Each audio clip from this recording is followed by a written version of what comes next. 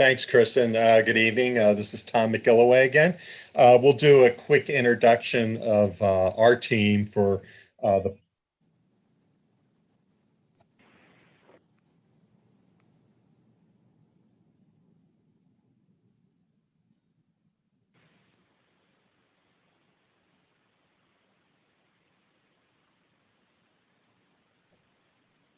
Is someone speaking? I can't. Yeah. Tom, are you speaking? No, it's like the recording is playing. So, Sam? Sorry, I'm losing audio too, unfortunately. We had the recording started to play of Kristen. Not for us. I think we're just hearing you loud and clear. Yeah, so we're fine. So actually, Steve, do you want to introduce yourself, and then Uri, and then I will? Sure. Steve Kellenberg with Kellenberg Studio, planner who has worked on a lot of master plan communities, teach at the University of Southern California Master Real Estate Development Program, and that's probably enough.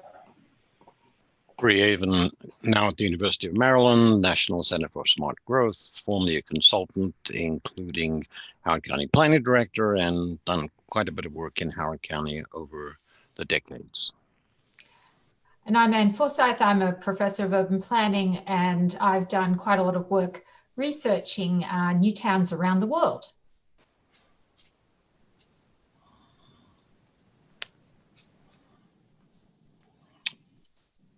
And is Tom around? Tom? Tom is in the Bermuda Triangle.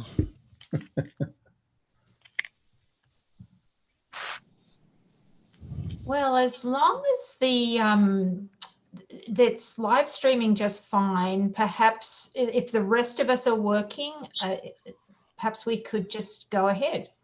Yep. Oh, except Tom was going to introduce, but perhaps he could come in a little later. Yeah, Yep. Oh, good. Can you hear me? Yes. Because I just keep hearing everyone's voice, the recordings keep playing over and over again. Is anyone else hearing? No. Okay. So, all right, I'll just, I'll talk. Okay, so as a,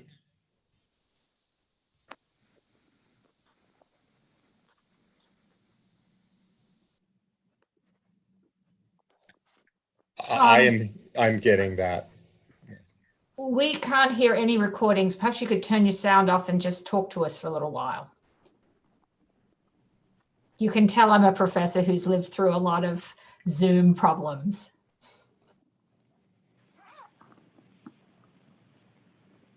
Just zero out your volume. Nope, you turned your mic off. You're on mute now. Okay. Yeah, so we're happy to be here again tonight. We have, as we talked about earlier, we have a series of, I got to get rid of my volume. So, no, okay.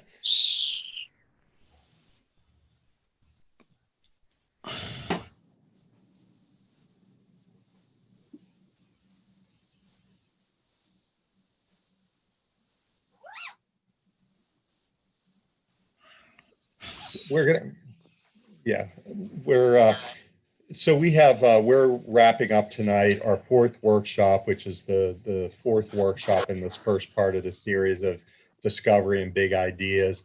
And we'll be covering transportation and governance. Our next workshop, 5 and 6, will be where we start to synthesize this information. We've heard a lot of conversations. Some folks have expressed interest in talking about zoning, and we've had some conversations in the team, and we're going to have at our 5th meeting a discussion on zoning issues. We're actually going to bring Don Elliott back in, who has developed the assessment of the code regulations, and he'll be chiming in and participating in that conversation. That would be October 15th. We think that's important. We know you had a lot of discussion on zoning when the county was looking at redoing the zoning update, and when they refocused on the general plan, so did CA shifted their focus. So we'll get back into zoning at that 5th meeting. Next slide, Steve. So tonight's agenda, we're going to first focus on transportation. Steve will cover that. We're going to break a little less than halfway, about 7:45, because we have a lot of governance issues that we want to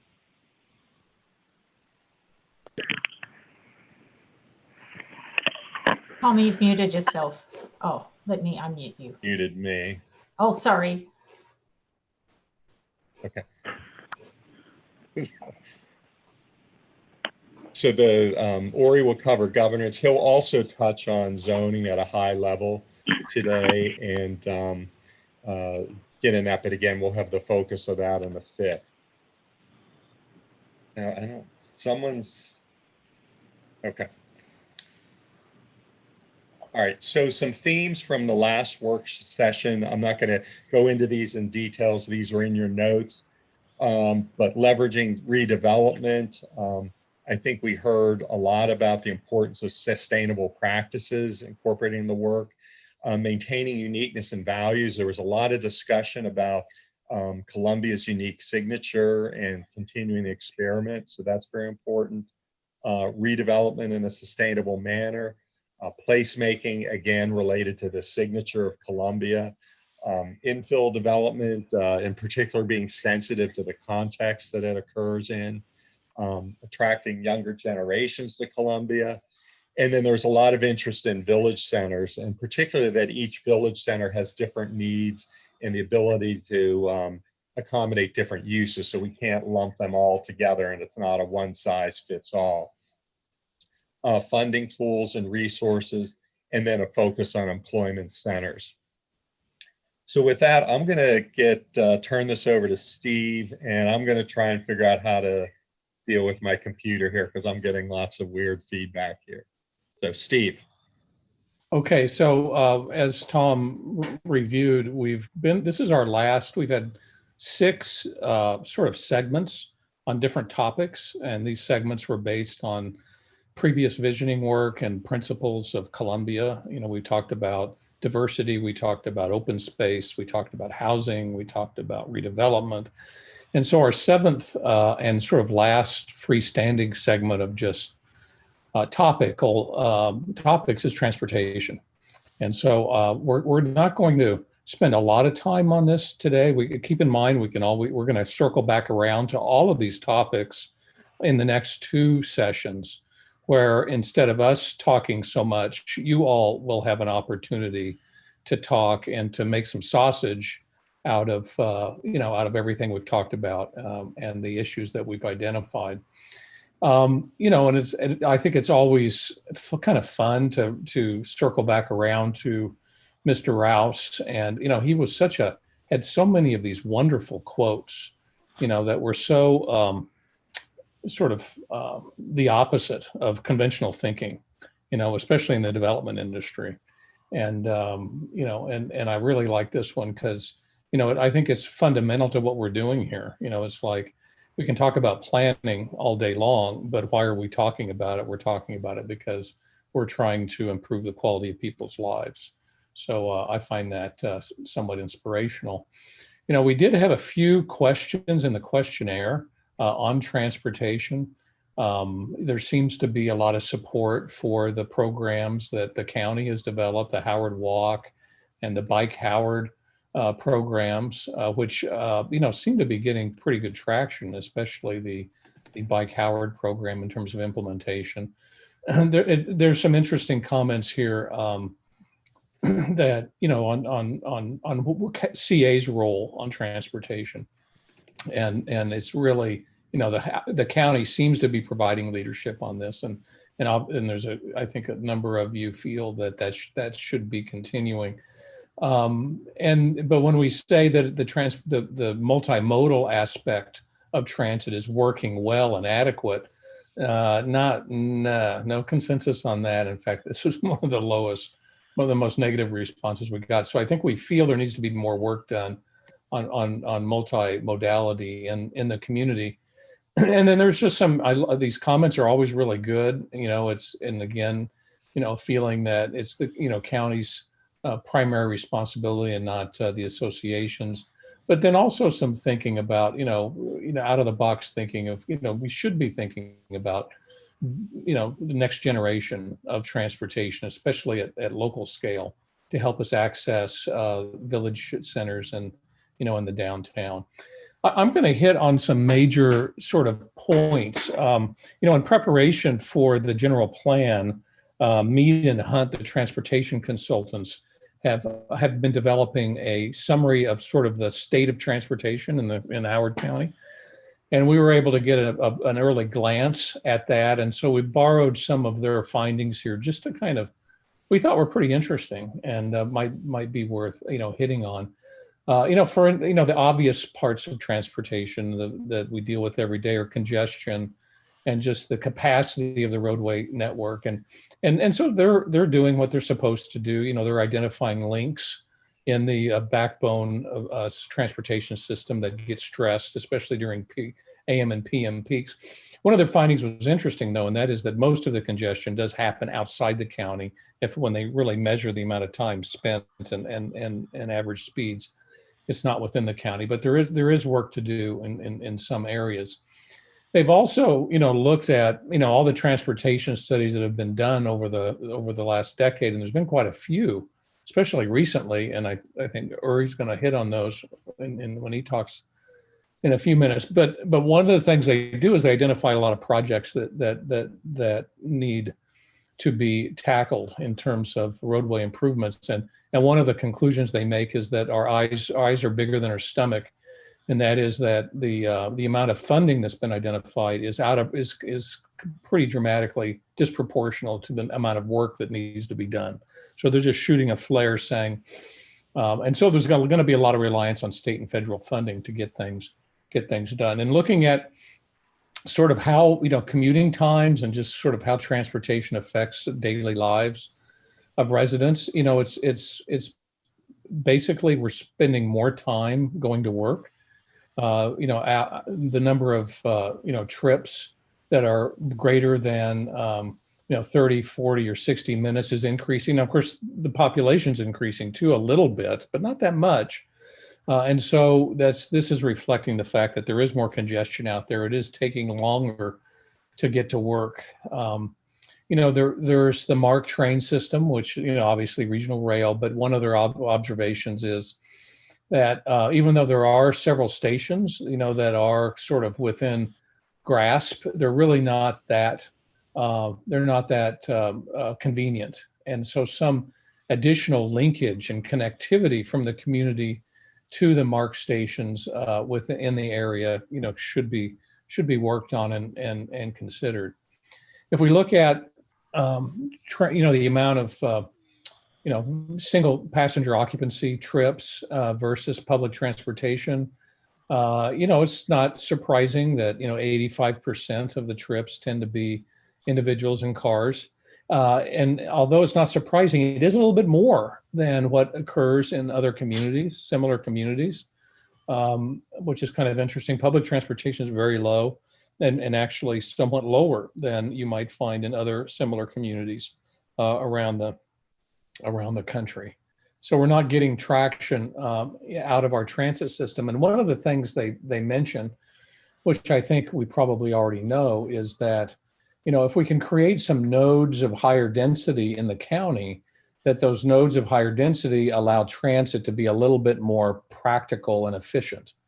If you put people a little bit closer together around transit hubs, those hubs tend to get used a little bit more. So we've mentioned when we talked about redevelopment earlier, we didn't spend a lot of time on Gateway, but Gateway is a redevelopment opportunity that could become a hub for transit. And then also our village centers, if they were to densify they become a little bit more practical in terms of integrating into a larger transit system. They note, that local transit has a role to play in social equity. And that is that most of the routes, the heavier used routes, are in areas where people are lower income and tend to need alternative transportation more. And they just, there's no right or wrong here. They're just saying it kind of exists that way. And we probably want to keep it existing that way and make sure that we don't dilute the service that we're getting, that are going to neighborhoods and that need it the most. The Bike Howard network master plan was when we looked at it and we reviewed all these studies, pretty impressed, with the sophistication and work that the county has done on both pedestrian systems and bikeway systems. Also, the Columbia active mobility study that was done. And just being in the profession and knowing what communities do, I think you've got a pretty active county in terms of trying to figure these things out. I was impressed to find that of the Bike Howard plan, that about a third of it has been completed. And so that's, a lot of times these studies are done and they sit on the shelf. So it's impressive that it is getting done. One of the things that has been noted is that the adequate public facilities test, say that 3 times fast, is of course a very important tool in the community for managing growth, and in terms of transportation, it's a tool for mitigating negative impacts of projects. You all know that, but one of the things they identify is that the way that it's structured is that developers and development projects have to improve or mitigate impacts that are fairly local to that project, which seems very logical. But they point out, this is Mead and Hunt, that sometimes if that money were to go into a fund that could go to larger community projects, the end result might actually be more impactful and beneficial. And so they're just throwing that out there, that is something that should and could be considered. And then, here we are, we're trying to look into the future. There's a lot going on out there. We were just talking about it before the meeting started. A lot of it is pretty exciting, connected vehicle technology, automated vehicles, shared mobility solutions. And the point here is that, it's really hard to predict how all of this is going to kind of sort out. Supposedly we're not going to need parking decks anymore and or need to own cars. It's all going to be automated, and that could happen, but it's a ways out there. But we need to be asking ourselves the question of what could we be doing today to be as ready as possible for these technological trends. In communities that I've been familiar with and worked in, they are trying to think about things like how parking decks get designed, putting in shadow conduit, when new roadways are put in and new infrastructure, just trying to create the flexibility for interesting things to happen in the future so we can take advantage of these more.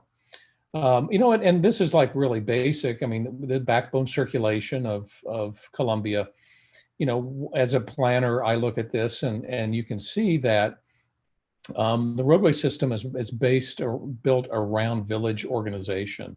It's not a grid system, it's a loop system. So it tends to reinforce village organization, but it doesn't really create the most coherent, roadway system with the greatest number of alternative routing. So it's not, again, good or bad. It's probably good because it does reinforce the villages, which are really important to Columbia, but it is just, an interesting point of fact. When we look at what's going on out there on other communities that we've worked in, again, I was head of planning for the Irvine company on the Irvine Ranch, which is kind of one of the classics, as is Columbia and Reston and Woodlands. And I'm very close to sort of current trending. One of the things that's happening is just recognizing that as housing prices go up, especially younger people who are trying to enter the housing market, have a hard time, paying for a house and have a hard time renting in these new apartments, especially, higher density apartments aren't cheap because they're very expensive to build. And so one of the things we can do is there's a linkage between transportation and trying to make housing more affordable. And that is if we have families, young families with 2 incomes, which most are these days, wouldn't it be great if they don't have to have 2 cars? If they can have 1 car, it's tens of thousands of dollars in savings if you can get by with one. So these other communities are looking at how do we build a network for families to only have 1 car, and use technology to achieve that. And so some of the things that they're doing is, and you're doing, the county's looking at these things as well, and that is this concept of mobility hubs. If you looked at the appendix in your packet, there's a page on mobility hubs that I think these are kind of trendy things, especially in Europe, around the world. Zip car rental, shuttle systems, and not just shuttle systems, but autonomous shuttle systems, as you see in the picture here on the right. And then, of course, bike share programs are nothing new, but like working electric bikes into those tends to be the current trend. The other thing that's going on out there has to do with climate change. Climate change is getting more and more, focused these days with all of these horrible things going on around the country, so there is a refocus on that, and in environments like Columbia, the biggest carbon source aren't buildings and isn't energy; it's actually our cars. Mobile emissions in suburban settings typically constitute about 40% of the total greenhouse gases, more than any other source. And so, trying to figure out how do we reduce mobile emissions. Of course, electric cars is a big one. That gets a lot of attention, but also better land use balance, which allows us to focus on internal trip capture, trying to find the right balance of land use, either in an entire community or within a town center like downtown Columbia, or even the village centers. If we can find this, sometimes we call it the golden mean of land use balance, we get the highest level of internal trip capture so that we have less VMT, vehicle miles traveled. A lot of transportation is being done. That's being done here already. And then unbundling parking on higher density projects. So there's an incentive to not have more cars. So, there are a couple of questions just to think about before we jump into general discussion and hear your thoughts on this. I think this is a planning exercise. And so, just recognizing that as we, not advocating, just recognizing that, if we were to create more, focused density in the corridors, in the village centers, in the town center, we can better support transit and have higher increased trip capture. The active micromobility strategies, like I mentioned, electric bike sharing, there are trail gaps that have been identified, better signage and wayfinding. We talked about trail improvements in our first meeting, which we'll circle back around to. And then, how should development impacts be best mitigated? I mean, this again goes back to the point I made of local fixes versus more community-based improvements. This is probably, we have less control over that. But I think part of what we're doing here in this whole exercise is the reason we're doing it is because we have a general plan amendment that's underway and trying to form up positions that you all can take, in that general planning process, even if it's not something you have direct control over. So we'll just open it up to, to discussions and thoughts now. Thanks, Steve. And I'm back from my cyber nightmare of echoes and recording. So sorry about that, everyone. So we'll open this up. I know Alan had a question in the chat, and Alan, do you want to ask that question to Steve before we get it? That's more of a general topic before we get into some of these.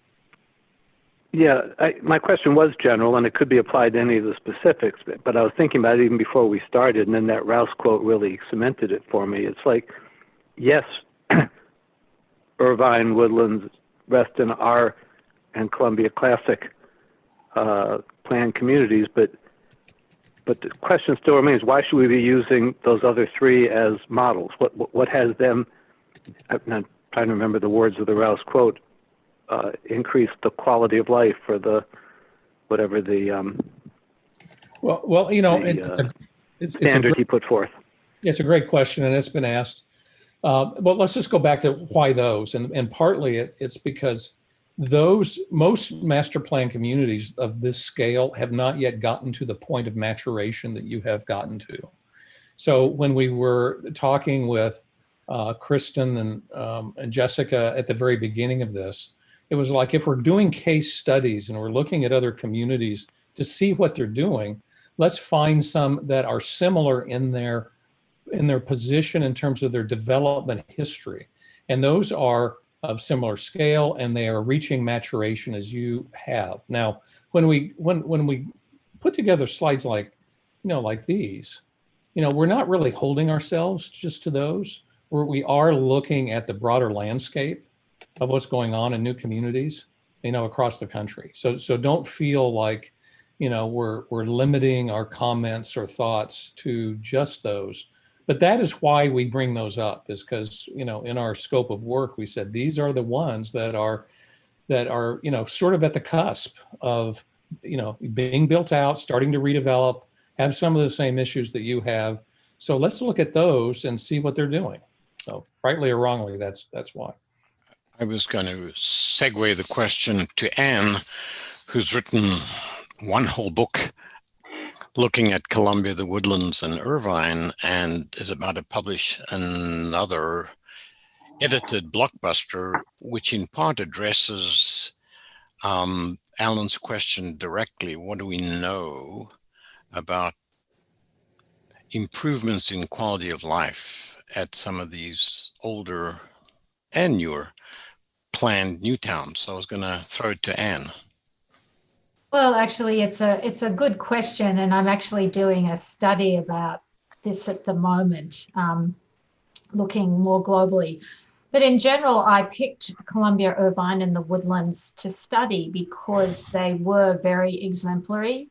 There were multiple studies that had shown that people liked living in them, and that they had also succeeded financially in a way that meant that they could be models in the private sector. As well, they have more income and social mix than is typical in other planned communities, which shows something about the quality of life for a variety of people.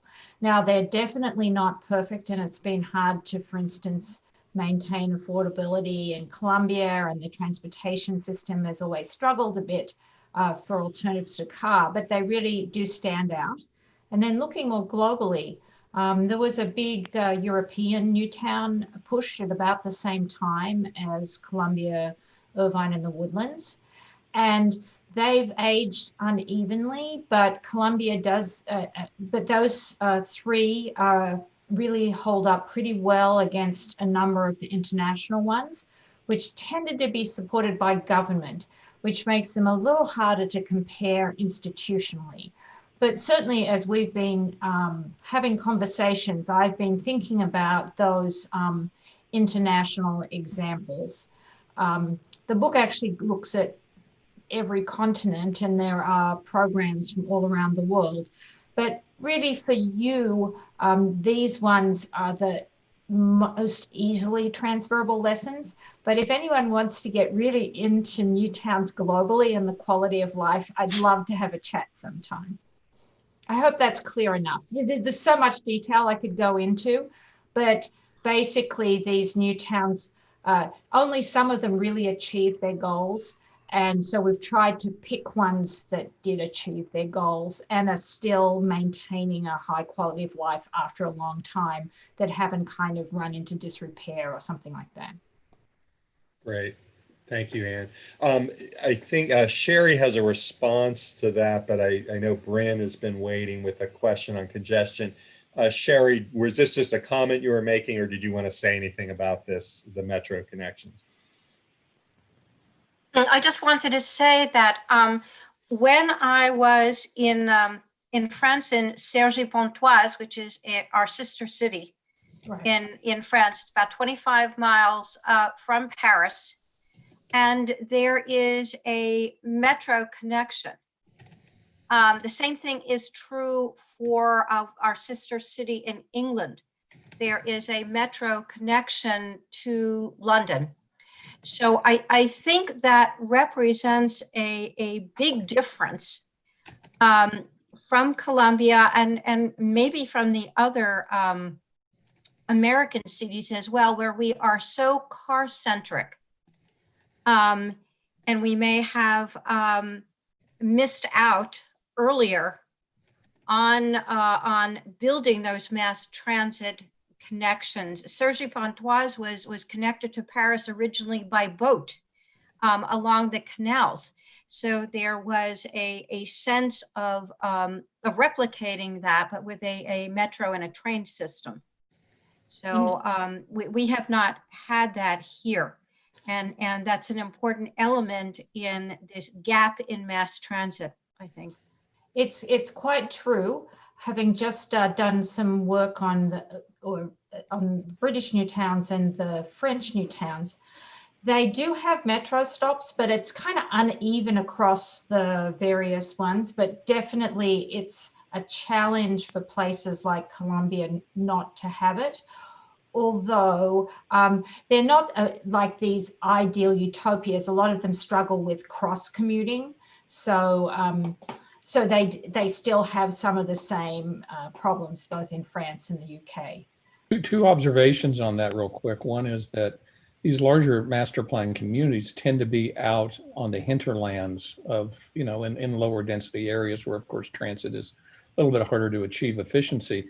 But the other thing that I've observed, and this is just anecdotal, often these new communities don't want transit.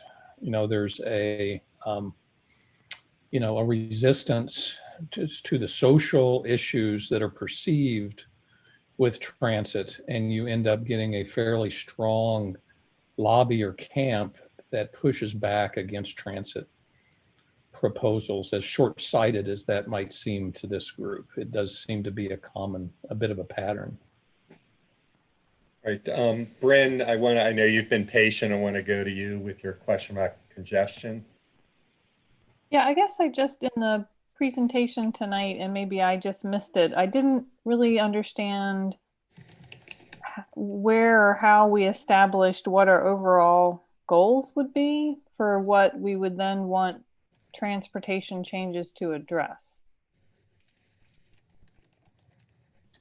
Well, I think we're hoping that you all will articulate some goals that you have. We certainly can, there are seeds of goals in the presentation, but we don't want to necessarily advocate any at this point. We're kind of hoping that the seeds would trigger some discussion on your part as to things you'd like to see, Because I guess to me, the transportation is a mechanism, but it should be based on what are the goals that we want for Columbia. So I guess I'm not talking about goals for transportation. Oh, okay. I'm really talking about, it seems premature to talk about transportation solutions until we understand what we're trying to achieve in the future vision for Columbia.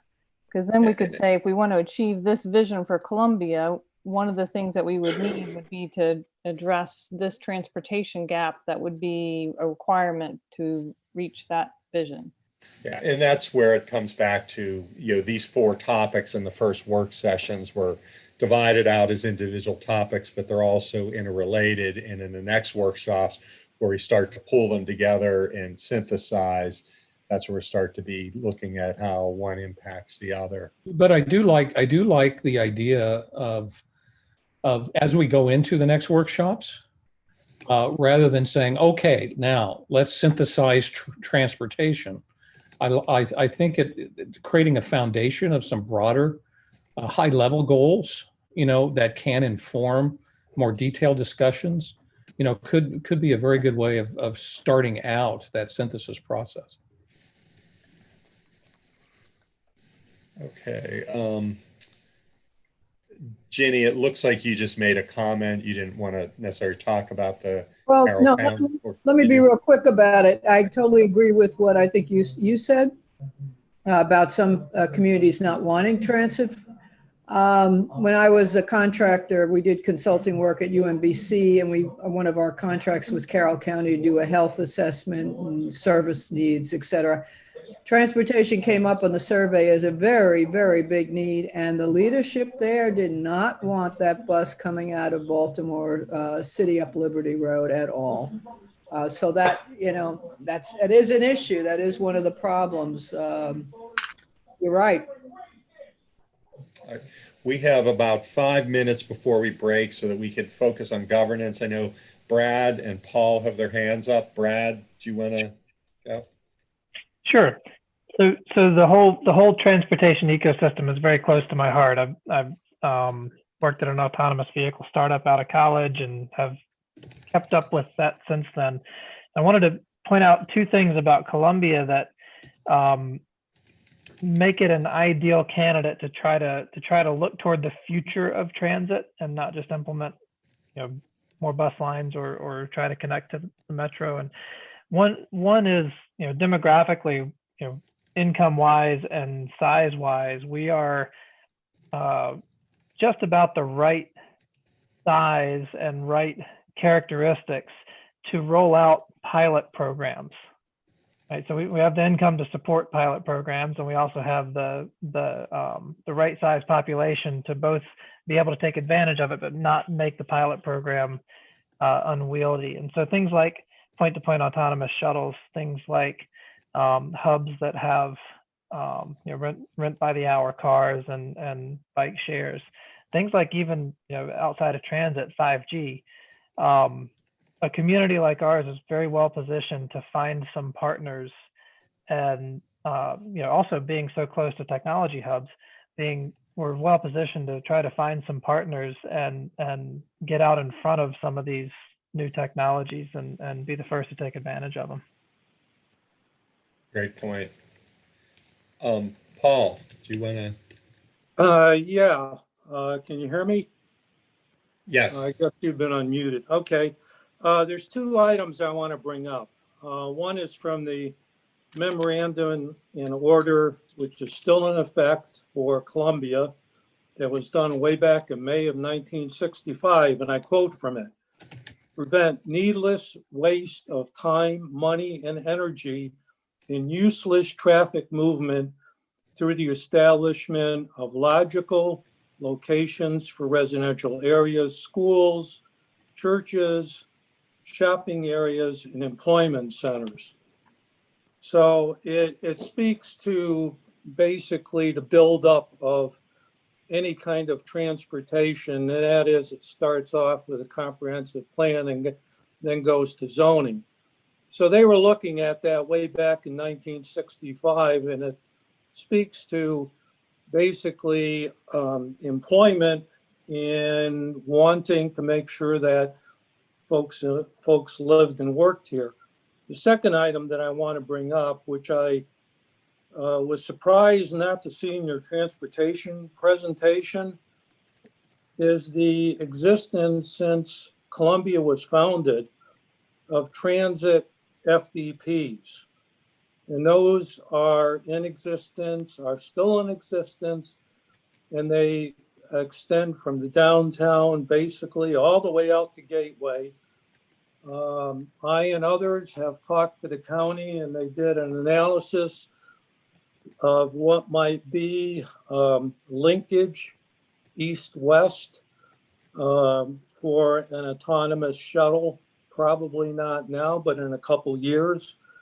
And that basically speaks to your slide 70.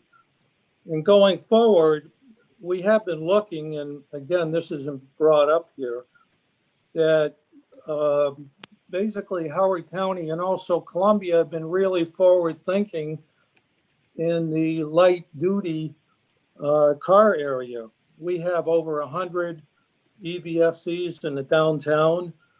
The county passed in 2018 a requirement that for all residential there be enough amperage provided in the service boxes for 50 amp service for cars. This is for all new residential. And for multi-unit, for every 20 units, they have to have an EVFC in their parking lot. So, you know, they are looking forward. And Columbia Association has done the same thing. They've put in EVFCs at, you know, where people congregate, their gyms, basically. So, you know, what I see is, particularly with the congestion that was talked about earlier, that there's a need for an east-west connector that isn't car dependent. And the car dependent is Route 175, Route 108, Snowden River Parkway. And those are already congested, thank you. So those are the comments that I had. Great, thank you. Ori, did you or Steve want to respond to that?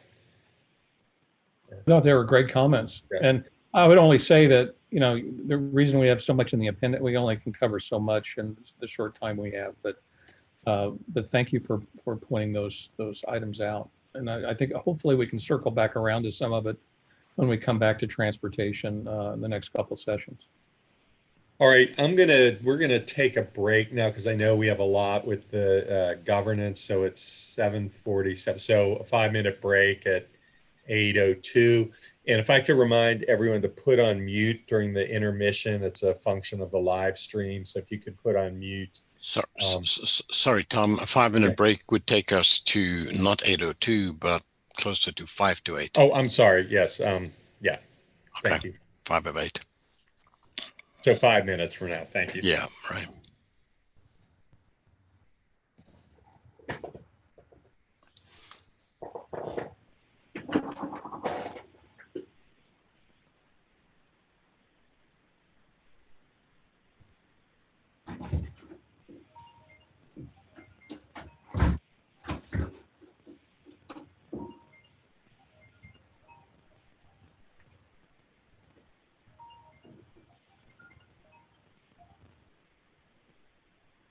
Steve. Hey, Bob. All right in the.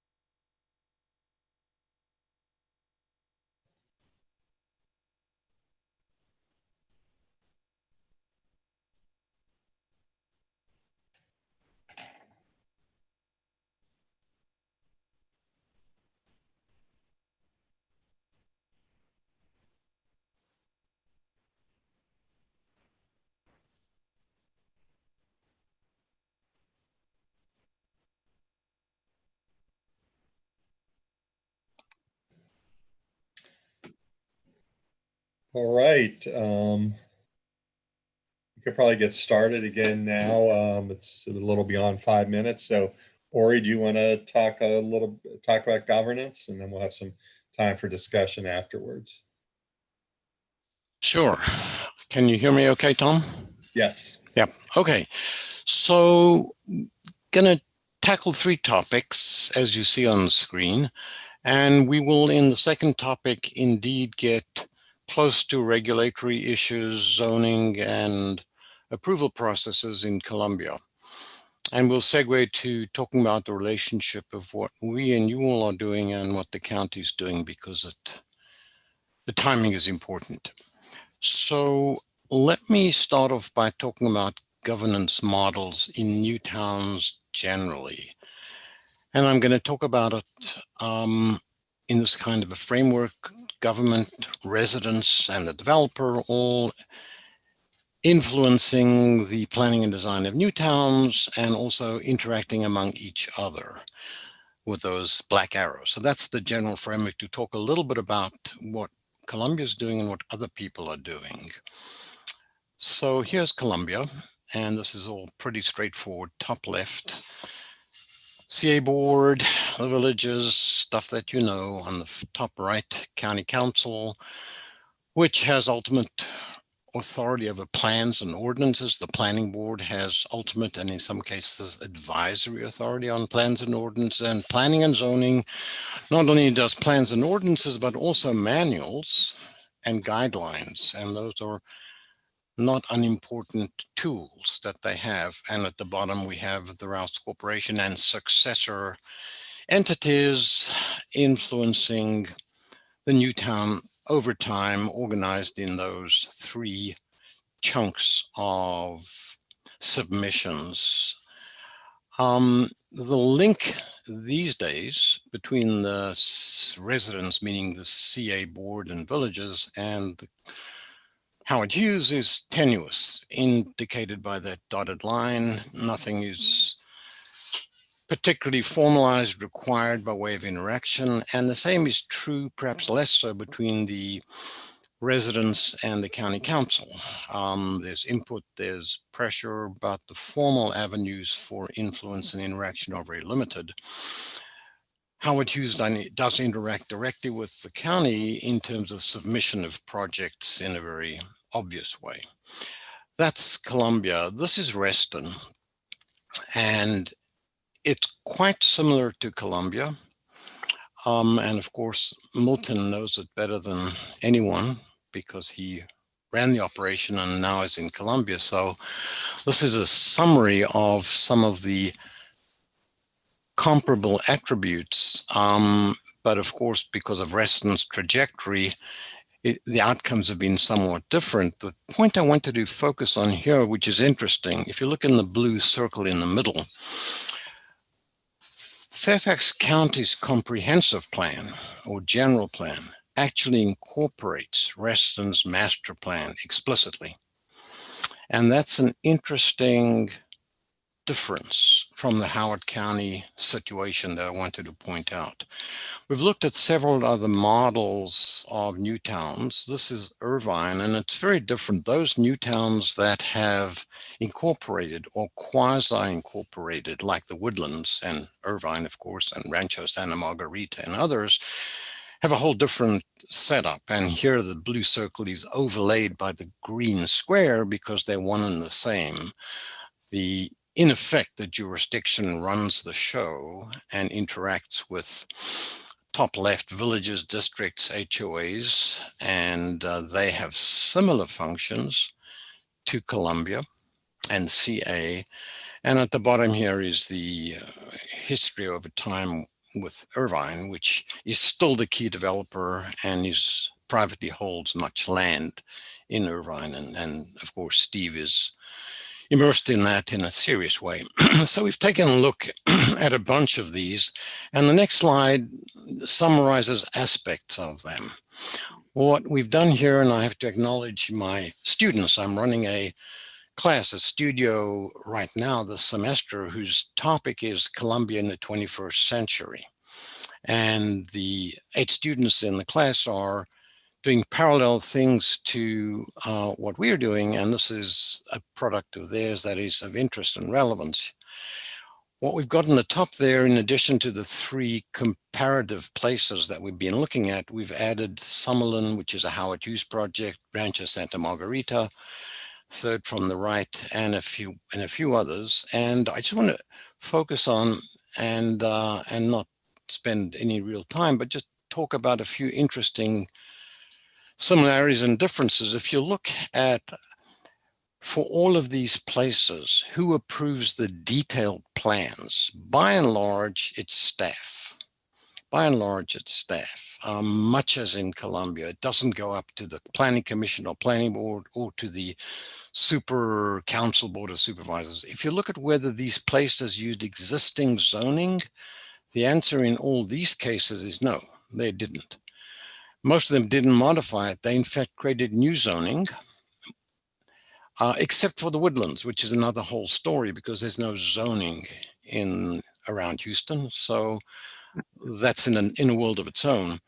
The other thing to note is the extent of resident input on the outside entities, on the county and developer, is generally limited the way it is in Colombia. It's true generally of these other places. In California, you can go to a ballot measure if you're really unhappy and you can protest, but the formal mechanisms are limited. The role of covenants in all these places is quite similar to that in Colombia, except in woodlands, because there's no zoning. In fact, covenants do zoning and more. They actually are very, very broad and very, very important in woodlands in Texas, but elsewhere, it's much as you have it here. I did want to point out that in Florida's Lakewood, interestingly, the new town provides additional services that go well beyond what Columbia provides. Anyhow, that's just an overview of how different places are organized. So with this as background, I wanted to drill down a little more into Columbia's processes and approval mechanisms to refresh everyone's mind about how this works and see where it leads us. So many of you are familiar with this concept and diagram. This is Columbia's original and ongoing framework for planning approvals. There's the overall big picture story, which is the preliminary development plan, which the county council approves. Comprehensive sketch plan is big chunks of development that get approved, and the planning board is the entity that looks at those. And then the detailed stuff, as you know, is the final development plan or site development plans. And this is typically a staff function, although the planning board can review it as well. So that's a framework that you all are familiar with and has been more or less in place for over 50 years. So the challenge, obviously, for Rouse and and Columbia was how to, over a long period of time, regulate build-out, and the answer is maximize flexibility. So there on the left is the original PDP, Preliminary Development Plan, with its very limited number of districts and a very, very simple form of regulating them with either minimum percentages or maximum percentages, preserving a huge amount of flexibility over time. And these numbers have been slightly tweaked, but essentially have remained pretty consistent over 50 years plus. So where, in addition to the county, of course, administering this set of zoning regulations developed for Newtown explicitly in the 60s, there is Howard Research and Development itself initially developed internal guidelines for design standards. And here's just an excerpt on landscaping. And you all are familiar with many of these. And these are HRD or Howard Hughes in current times, their own internal standards for particularly landscaping, but also other kinds of criteria. But when we move from commercial industrial to residential, what we have, of course, are 268, and that's them in this picture, final development plans, which are a hybrid of new town ideas and concepts and existing zoning. So any particular FDP, final development plan, may say you're allowed the uses in R3 and R4 or B1 and B2, except for gas stations, but you have to have the parking standards in the general residential things, except for this and that. They're really a hybrid. Each is a fine-tuned document. And at this point, there are 268 of them, and clearly the consistency, clarity, and predictability of FDPs is a huge, big challenge. And no one in your group knows this challenge better than Andy Stack, who lost most of his hair and most of his vibrant youth spending a lot of time analyzing the FDPs on behalf of CA for employment areas. And this is Andy's summary at the front of a very substantial report, which came out of his looking at FDPs for employment centers in industrial land. And I'll just let you read through these summary points that he makes, because they're all real and still exist as questions.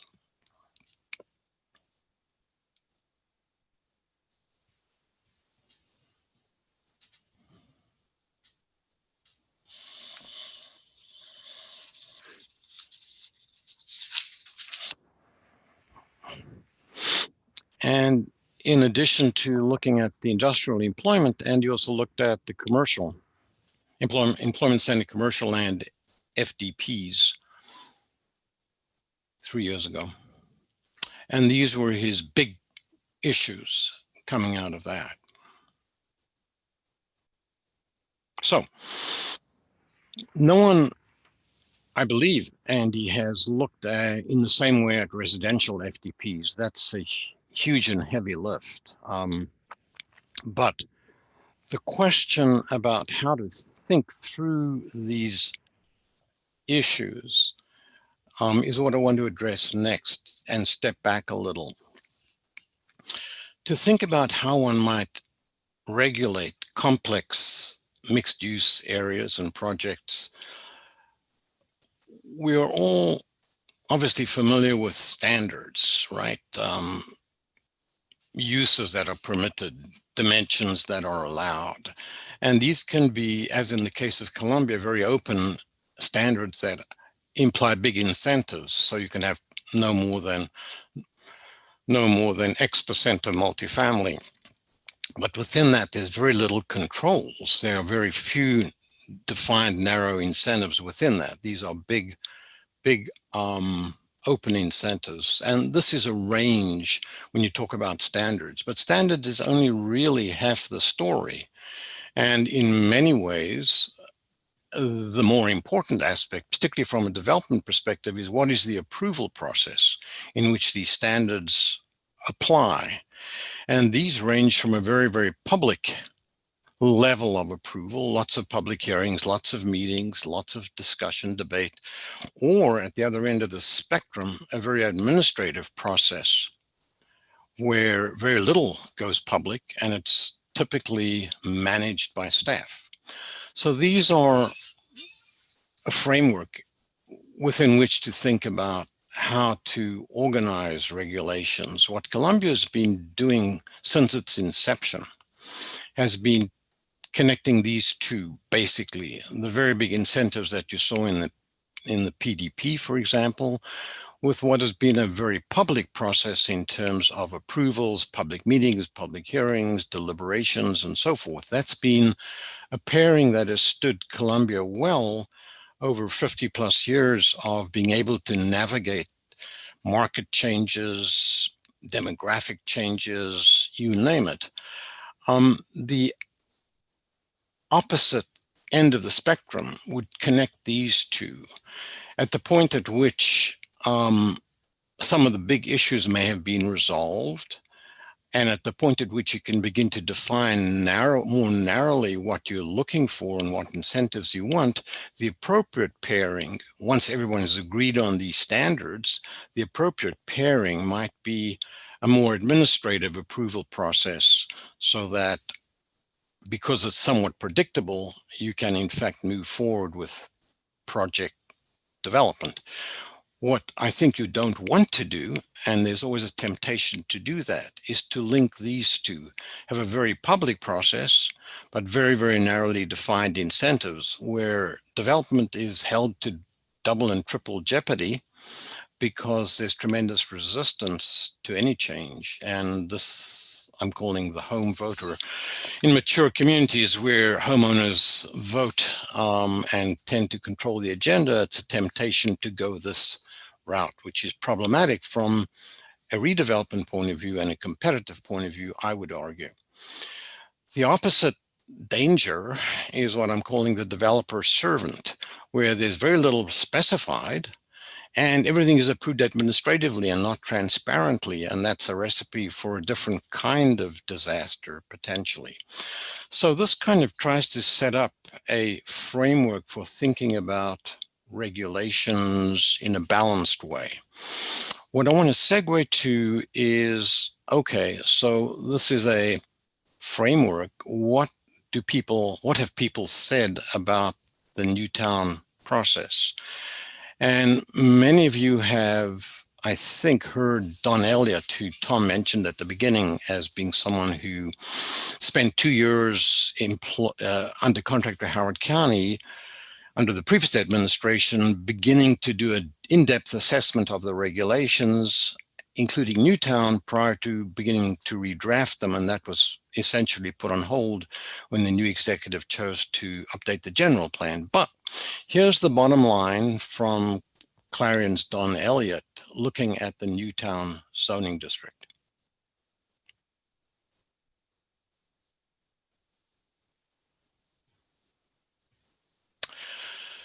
So Don is, in my opinion, the country's best land use lawyer and is the best at doing this kind of work and has tremendous expertise, depth, and experience. And he spent a fair bit of time looking at the overall code and Newtown district. This is his summary perspective. Here is some more detailed comments from his summary, from his report, basically, which picks up on some other specific things. And many of you who've been involved with development in Colombia over the years know a lot of this stuff. There's the original petitioner issue. What is it? Who is it?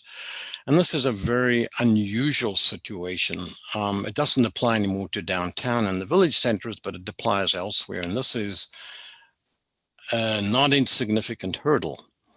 The other important hurdle in terms of amendments goes to comprehensive sketch plan amendments. And I've bolded the big issue here.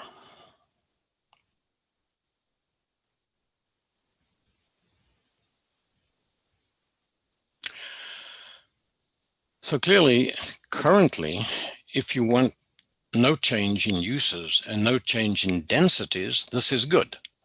But if you want some flexibility, this is a major hurdle. In particular, the village center final development plans have issues, and I'll let you read these.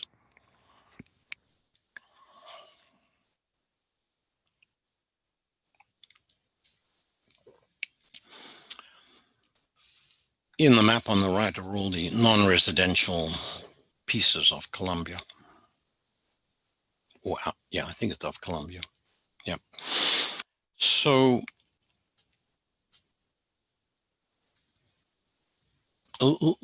this is an illustration of what's implied in that last comment, where you've got a process for major village redevelopment that's 3 steps, and each of which is detailed, iterative, has input available from the public, from village centers, refers to the village center plan, community plan, and goes through a bunch of iterations, and then finally produces a series of plans, all of which have review functions and take time. And this is currently what is the major village redevelopment process, and is time-consuming, complex, and certainly from the point of view of anyone who may want to incentivize redevelopment and make it fairly smooth, is a high bar. So stepping back from all this and putting it in context, let's relook at the definitions of these various tools again. And the general plan is what you see on the top left. That's the current general plan map of Howard County, adopted in 2012. The next map down, of course, is the Newtown zoning, a chunk of Newtown zoning, as you can see, with some out parcels in other county. Here's 175 coming into the loop around the mall. And this is 29, right? Here's Blandair Park. And then covenants, of course, being the tool that you're all most familiar with and use on an ongoing basis, but they relate to very detailed design matters and don't interact with the county in any real way. So what I wanted to segue to next was to talk about, with this as background, to talk about the relationship between what you all are doing and the Howard County General Plan update. Here is a timeline, and here's where we are in the fourth workshop. And we're running through 7 workshops through the middle of December before this process is wrapped. And this is what Steve was earlier talking about, an opportunity for you all to frame the conversation and do the talking rather than us. But what you may not be aware of in any detail are some of these concurrent things, and that's what I wanted to focus on. The first thing is this Housing Opportunities Plan, which has been ongoing for some months now, and in this darker orange is reaching the point where public meetings are being held and will be held. There's one coming up in the middle of November, and this is being done by none other than our friend Aaron Tolkington for Howard County, who briefed us earlier on residential and non-residential markets. So this is moving forward, and this is the place where housing policies, housing targets, housing ideas are going to be hammered out. And given all of the conversations you have had about housing and affordable housing and fair share concepts, this is a very important place for you all to begin to jump in, take notice, and develop your position. And that runs parallel with the general plan update timeline. What's been happening for the last 8-9 months, and slowed down by COVID, is that the county's consultant team has been collecting data and doing some analysis, but not doing any policy development, not doing any synthesis. It's been updating information, doing physical assessments of infrastructure, transportation, development character, fiscal. That will wrap in the middle of October.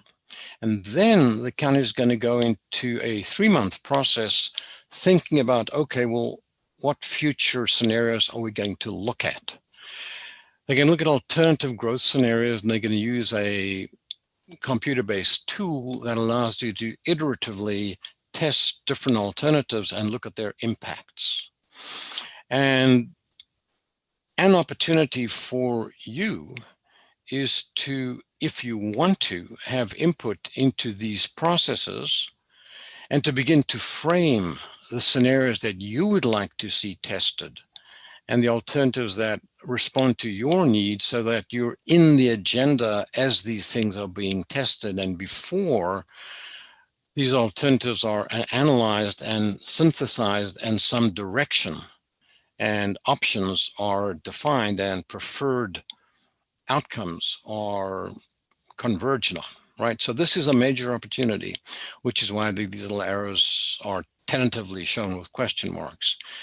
Beyond this process, where the county will be in January, is actually beginning to converge on a growth framework and a land use map. Explicitly in the county's consultant tasks is work on what they're calling a Columbia framework, which includes looking at 6 focus areas, and this is going to happen in the middle of February. So clearly, the need for you to have further collaboration because of this trajectory is self-evident. So I wanted to raise your awareness of this parallel track, because it can affect exactly what we choose to do in the next couple of months. Let me talk a little more about the general plan. So here's a typical planning tools diagram with a comprehensive plan in the middle, and it relates to and informs a whole lot of things round and about, right? What I wanted to focus on here are other programs, regulations, and policies. Moderately priced dwelling units is an example. Those are the major other programs that there's a manual for Route 40, and this is a primarily design manual. And in fact, Tom, you all did this, right?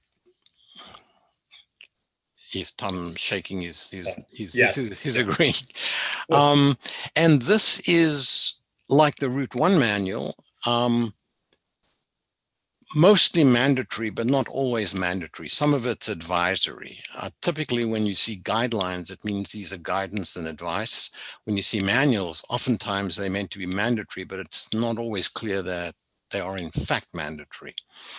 Then there's the Forest Conservation and Landscape Manual that are clearly mandatory and regulatory in nature, and you all are familiar with the late unpleasantness over the APFO, that with Public Facilities Ordinance, and its role in effect, controlling growth and development in Howard County. And let me, on that point, just segue a little to talk about APFO briefly, because it will have to feature in the plan update. This again is the county's current master plan or general plan, and you will note that it's a very, very simple legend. They're just 4 colors. Maroon or pinkish is growth and revitalization, and that includes the mall in Columbia, and I think it includes each of the village centers. Brown, light beige is re-established community, and then the light greens are in the rural west. So that's it. It's a very simple, very, very simple kind of land use pattern. In fact, the county wants to do something this time that's much more fine-grained and gives more guidance for development and rezonings than that does. So this color scheme is replicated in the allocation table that you see up there. So the reddish colors are growth projected over 10 years in the red areas, the beige areas, the green areas, and so forth.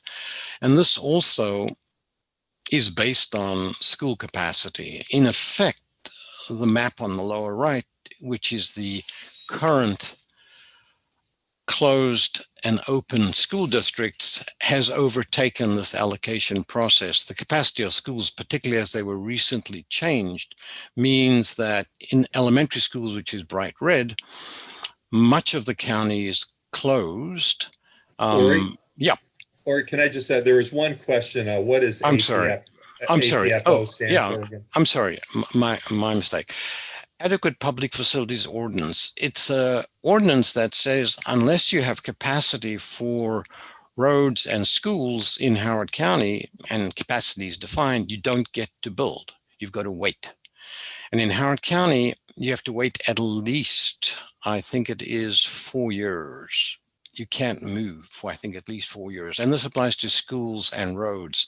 The big constraint on growth right now is because of schools. And that constraint was increased because the county reduced by 5% the allowable capacity levels. So that is a growth management tool that is in use all over central Maryland. And Montgomery County and Anne Arundel County are in the throes, actually, of revisiting their APFO because they have found two things: that most growth does not come from new development these days.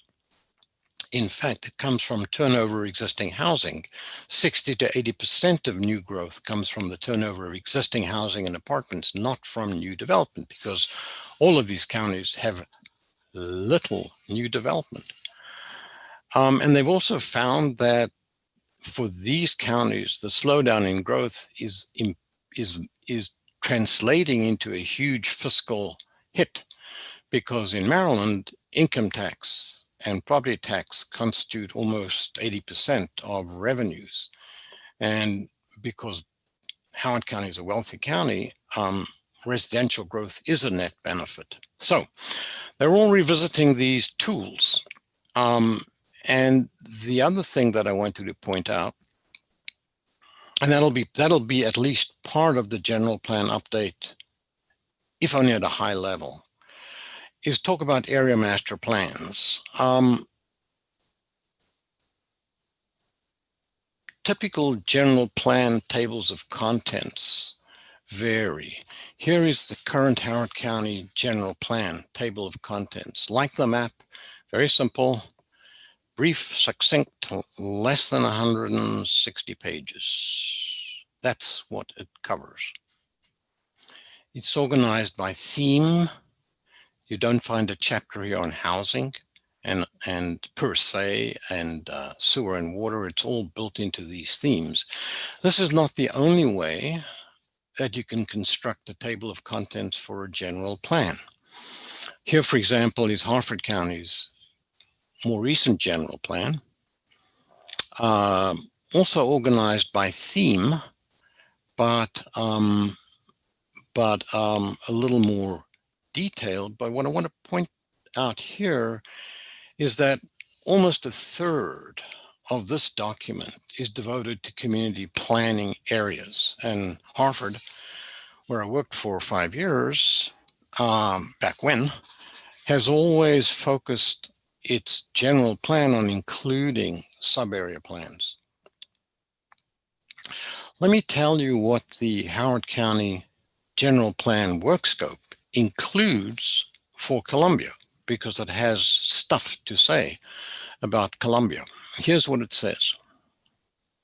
And this work is only going to begin in the middle of February.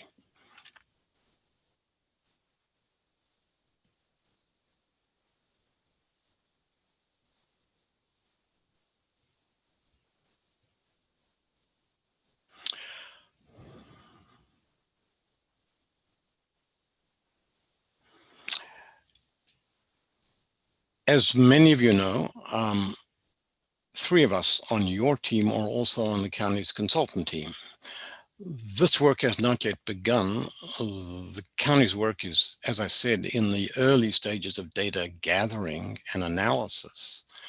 But this is work that Tom and his firm will be leading. They also have a bunch of things to say about transportation.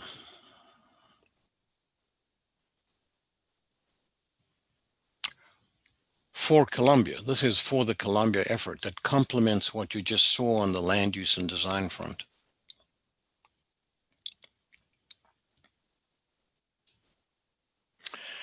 So there's a whole slew of work that is coming down the pike that you will need to be ready for and be able to direct and be ahead of the curve on which is the logic of the timing of this whole effort that we're going through with you.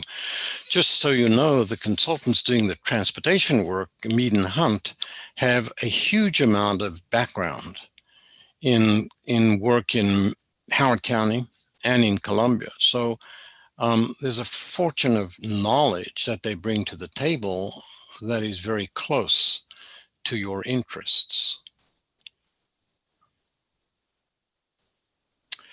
Here's an example of the kind of work that you might expect to come out of these 6 focus areas. This is from the prime consultant, whose name is City Explained, Inc. This is from another plan they've done elsewhere. But here's a city, and here are 6 focus areas. And this is the level of detail, which is fairly detailed, that they have explored these focus areas with. And here's some other pages from some of these documents. This is the same document. And so within this area, there are sub areas that are discussed. There's some text, there's some policies, there's a bunch of things. There's some precedent, other examples of places. There's some renderings and drawings that are very specific to this place. And here's a map of where these ideas would apply elsewhere in the city. So I show you all this because this is a lot of stuff that you will be able to have input into and help shape. Not that you haven't done a lot of work. And most all of you know that between 2010 and 2016, all of the villages, or most all of the villages, were involved in developing village center community plans, which was explicitly sponsored by legislation at the county council level in 2009, which sparked all of these products. And these products that you see here vary in length, in depth, in breadth. Some of them are 10 pages, some of them are 60 pages. They define the village centers. Some of them define them narrowly, under 50 acres. Some of them define them broadly, over 150 acres. But a lot of work went into these village plans. Some of them, in fact, have been updated. Most recently, Longreach was updated by the county. The county executive, in fact, sponsored Reimagine Longreach Village Center, which some of you, in this group obviously were involved in. And what's interesting here is this was really very much a county sponsored but jointly carried out village center planning effort. And I mention all of this because in truth, as I've been going back and revisiting these documents, a huge amount of effort went into them and a huge amount of thought went into them.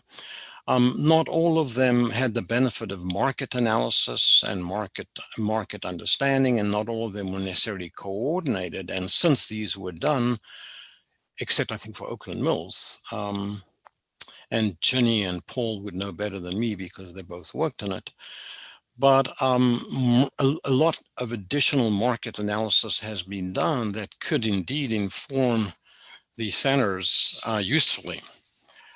So I'm wrapping my comments at this point, and this is my last slide really, and that is, I wanted to let you know what the current general plan says about community plans. And this is a map of the county divided into community planning areas. And as you can see, Columbia is its own community planning area, and these little stars obviously are the village centers. So, between what you have done already and between what the county is about to do and is set up to do, there's some real opportunities here for you to focus on proactive, directed guidance into the county's scenario process and into their framework planning process that you could elect to jump right into and guide the conversations as we move forward over the next couple of months with you. So that's it for what I had to say. I'm just going to end on this diagram because I think it's a useful framework. So I am done. Right. Thanks, Sori. Yeah, we have a lot of comments in the chat, so I'm going to go mostly through the order they are. If I see multiple from the same person, I might jump around a little bit, but and some of them might be comments. So if you don't feel any more need to elaborate on it, just say so. But Alan, you had a comment about just in Ori's diagram about the developer servant model. You had a comment there. Did you want to elaborate on that anymore?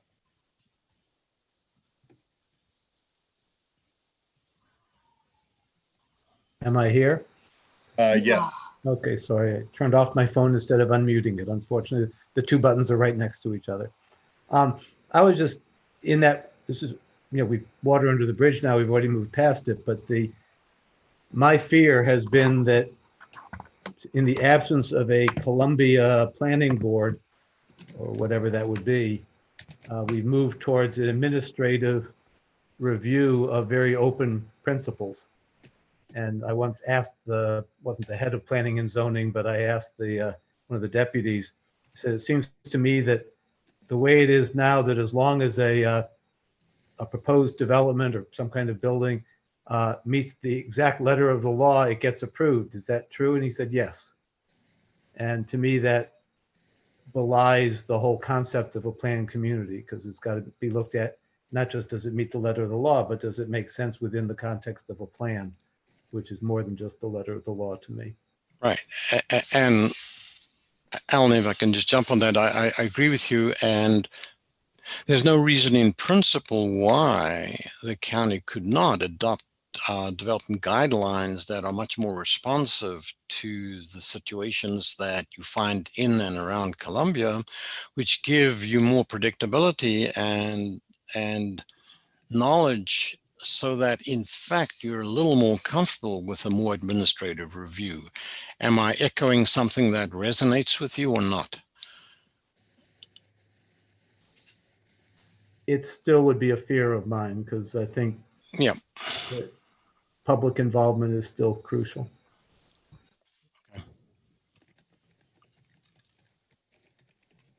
Yeah, okay. Great, thank you, Paul. And Nancy, you had a question about, are these issues still relevant since COVID? I wasn't sure which issues you were specifically talking about. Do you want to elaborate on that? Oh, you're on mute, Nancy.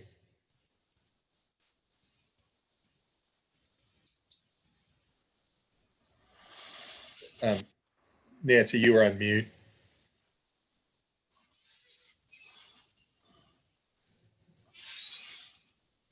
All right.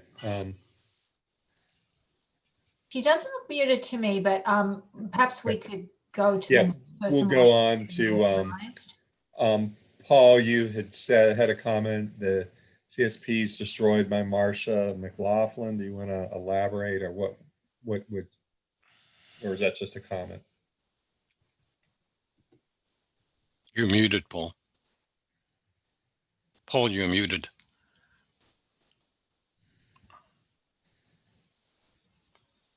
Oh. Okay, I'm back on. Okay.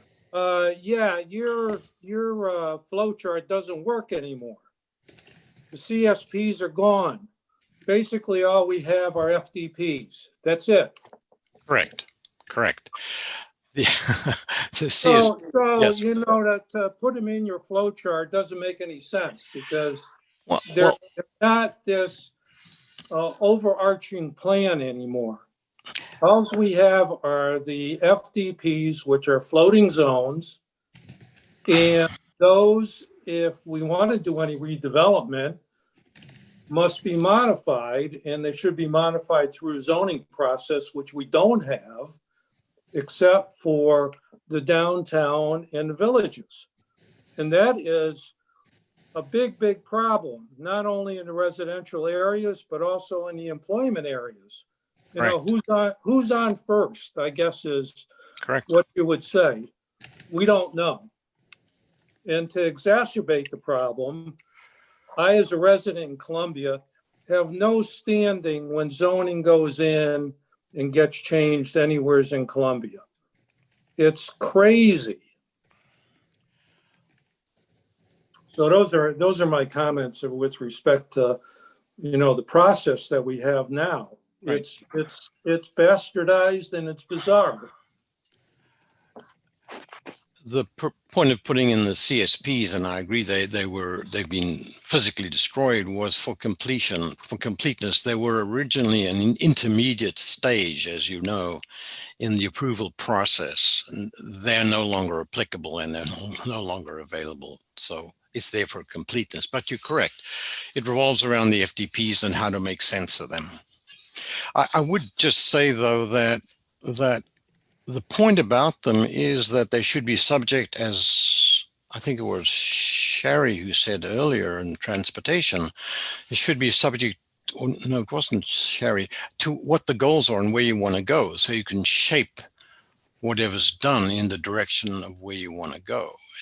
It doesn't make sense necessarily to jump right in and sort out the FDPs as an immediate task, in my opinion. Yeah, I would agree with that observation. I mean, the overall goals have to be defined, and Yep. what do we want to see as the Right. end in terms of employment, residences, and the rest of that in Columbia, and that's an open question. Yep.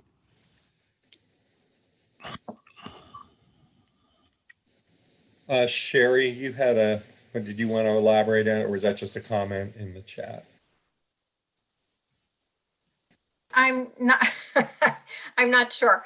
I guess my main comment was about, although the process with the little boxes looks very complex, if you compare that to what was there before in the county, you would see that there was very little opportunity for public input in any way, particularly at the beginning of the process.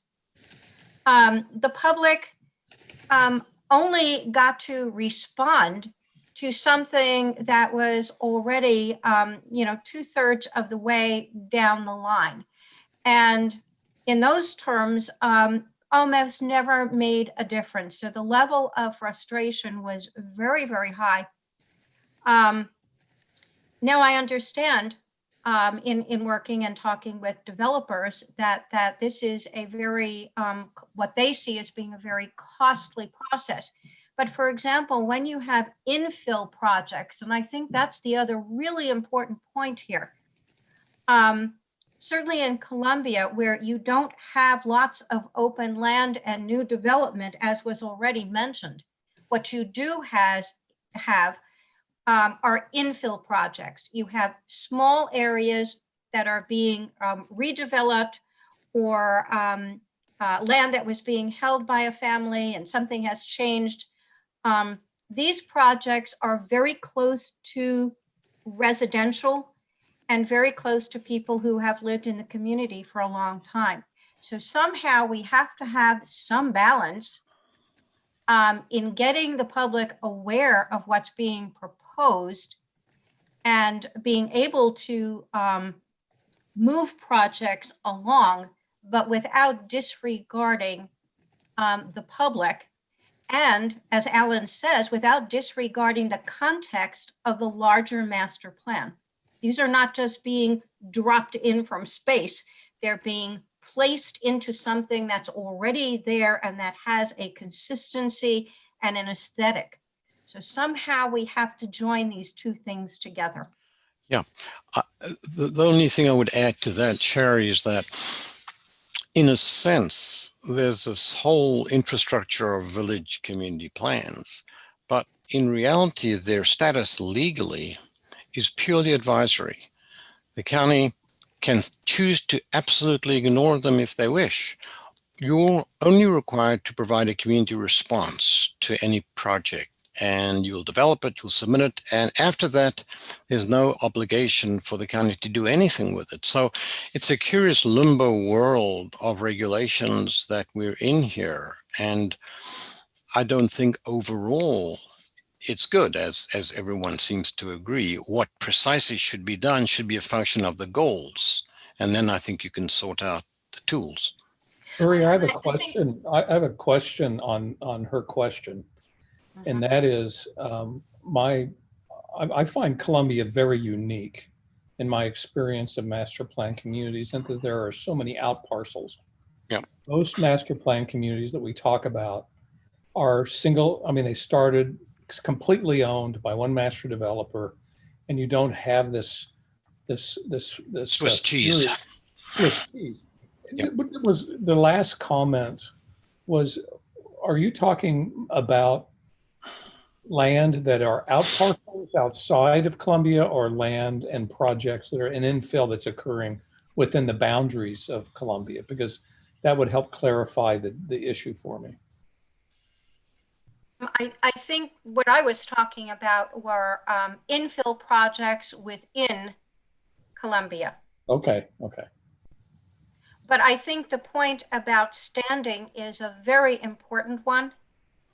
And I think the point about guidelines are not regulations. And so people are under the misapprehension that having taken part in these plans, that is somehow going to shape what's going to happen in the future.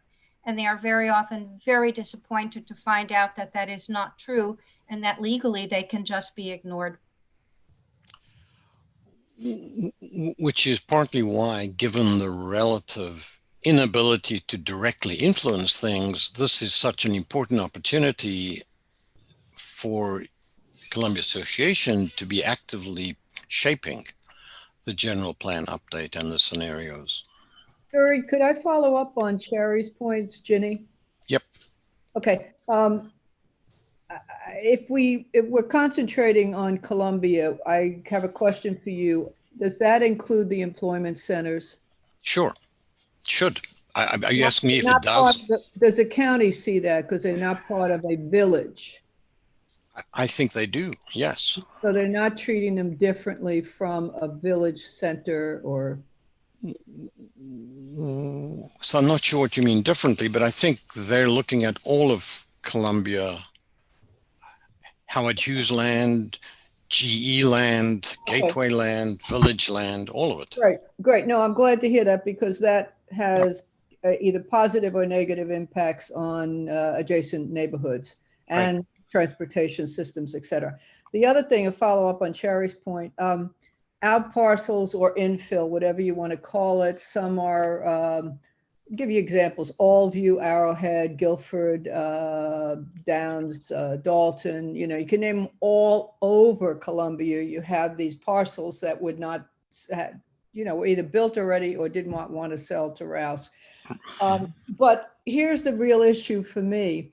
They're all zoned like simple things like our residential 2 houses per acre, you know, the old way of doing zoning, change a mistake, et cetera. The county council in its wisdom and the zoning board in its wisdom has made a lot of changes, such things as one thing that's coming up, allowing the housing commission to put residential in a POR district, planned office research district, as a matter of right. And you always come in with the bottom line is it gives very high density. Whether that's a good idea or not in that area, I don't know, but it's sort of a matter of right. The other thing is community enhancement zoning, where again, if you promise to do something great for the community or they evaluate it that way, you get higher density. My point being adult communities, 55 plus or 50 plus. There's a lot of that been going on where while the zoning is residential, 2 houses per acre, or maybe a little bit more, the developer very cleverly is using that to say, I am going to help seniors, or in the case of the POR, I am going to help people with autism, disabled people, low income people, and market rate people. That's allowing for much higher density, pretty much as a matter of right, with really no restrictions. And so it's complicating what can be done or can't be done in terms of the zoning. And I would just add to that. Planning too. Yeah, I agree. And I would just add to that, Jenny, that the trend, as Steve pointed out 2 sessions ago, I think, maybe last session, the trend, in fact, in Anne Arundel County, in Montgomery County, in Prince George's County, Baltimore County, the trend is for commercial land to be increasingly open to residential development as well. Because of the decline of retail and to some degree of office that Aaron mentioned to some degree, or the shifts, most new zoning codes, and I'm thinking of Prince George's specifically, are allowing for some residential uses to occur as of right in commercial, as you point out. In terms of impacts, it's really a case-specific situation. The traffic impacts are probably less. Depending on the kinds of units, the school children impacts may or may not be significant. So it's a complicated story, and that precisely is something that can be tested through the scenarios, if you wish. Take the worst case of commercial going residential and see what it does. Great, thanks. I wanted to make sure we got a couple, it's about 10 of 9. Brian, you had a question about how does members of the community provide input on the Housing Opportunities Plan?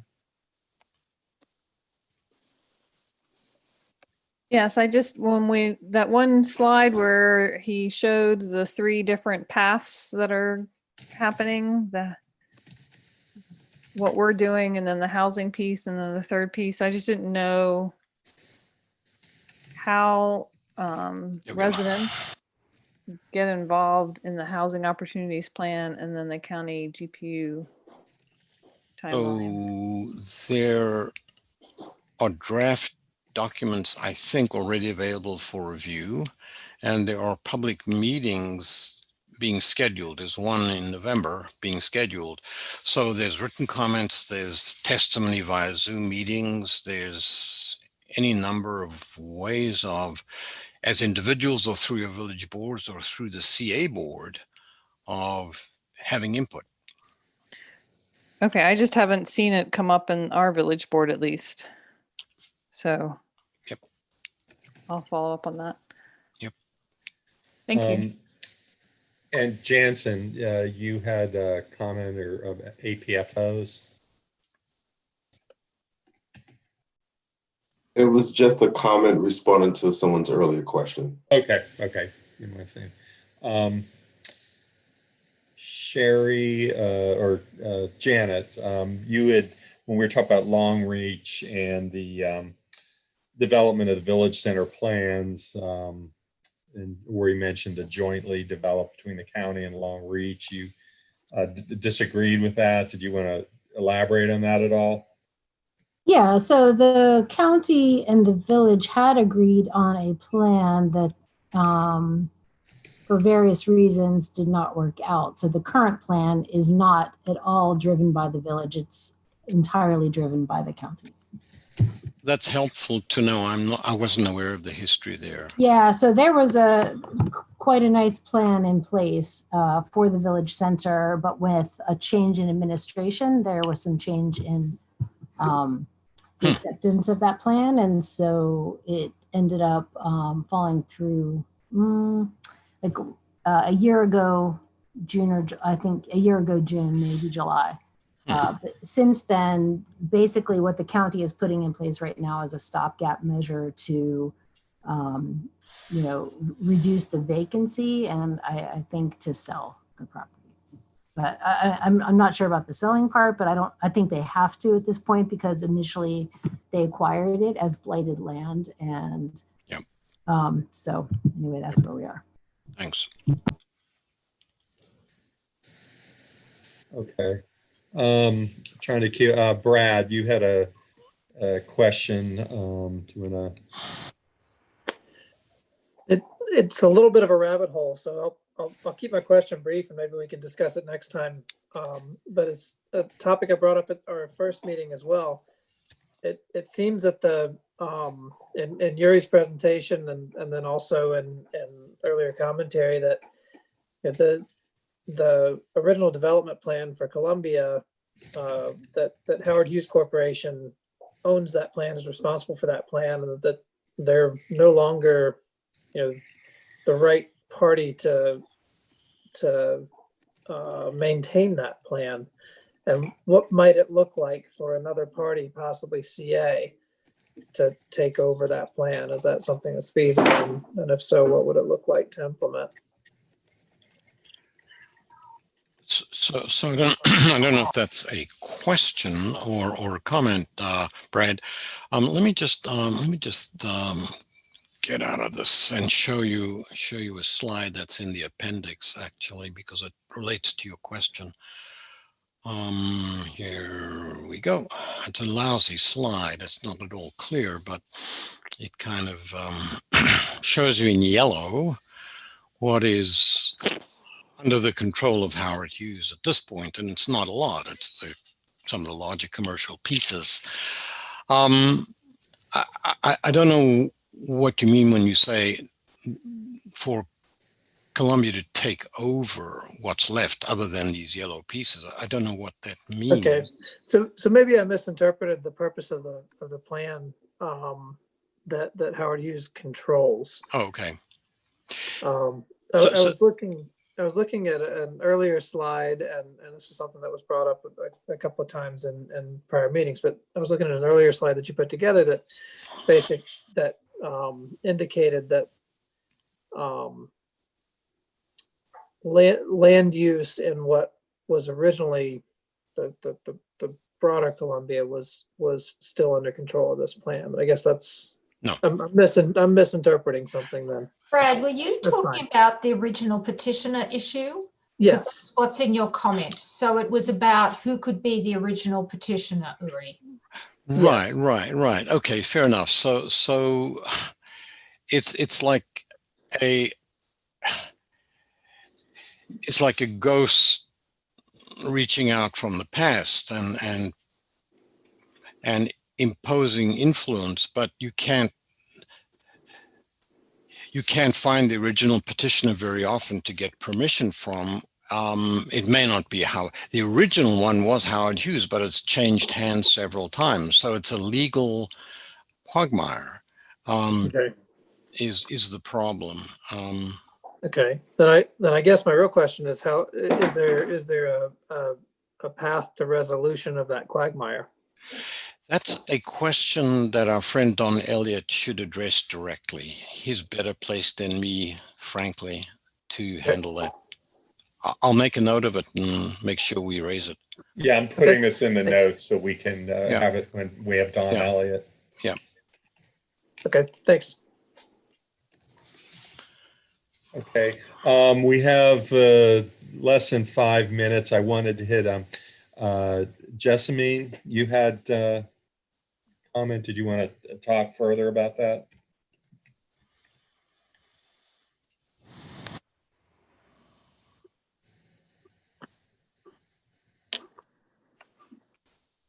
Jessamine's still with us. Okay, she may be She's with off. us, but she's muted.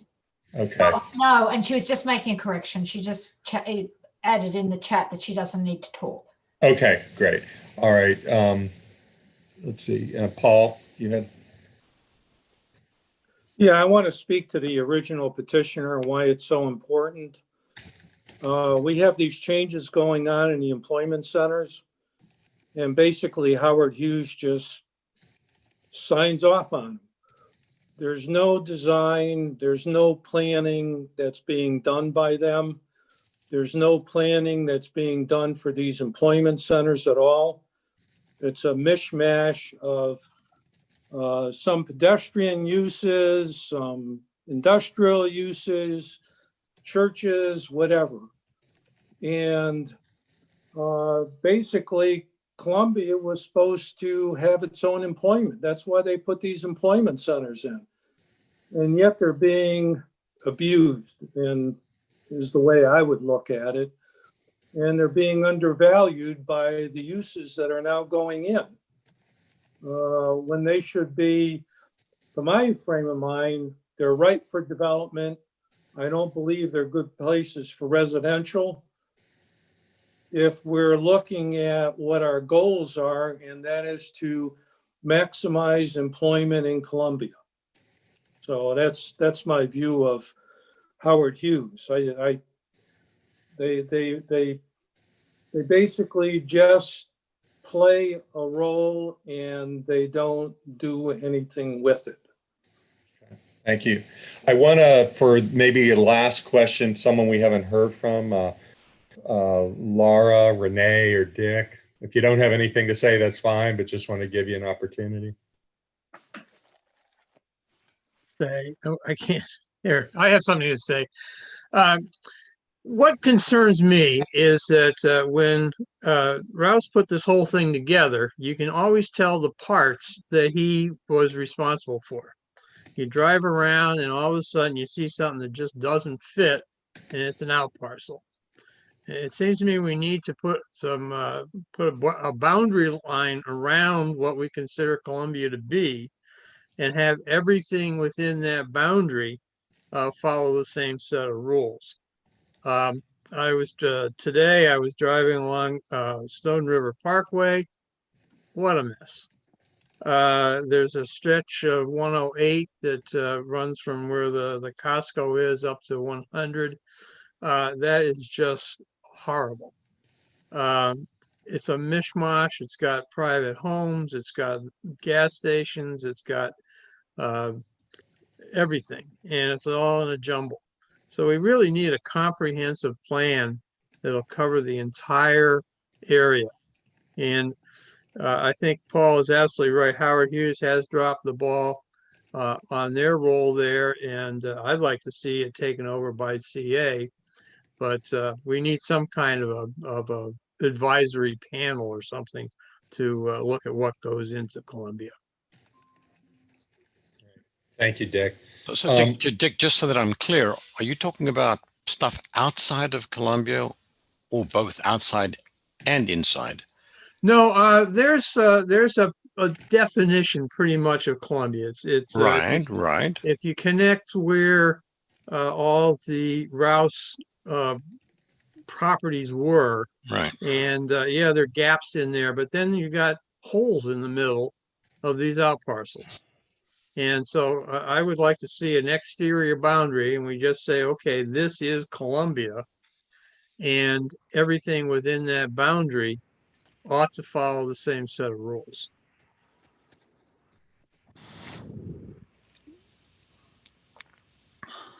All right, it's 9 o'clock. Thank you, everyone. Again, a lot of good questions and comments. And as we said, we'll be coordinating with Don Elliott to see if he can. The next session is October 15th, and we'll see if he can be available for that session. We talked to him initially. It could be either that session or the next one. Ideally, we think it would be better to have it sooner than later. So we'll, and one of the things we talked about as a team, we may have some a few other survey questions that we developed to send out to you in advance to help prompt some of the discussion on zoning and to delve down on what some of the issues are, questions you have or items that you want to discuss. So we'll be forwarding that to Kristen, and then she'll send it out to the group. So thank you again. I think, Sam, we can stop going live.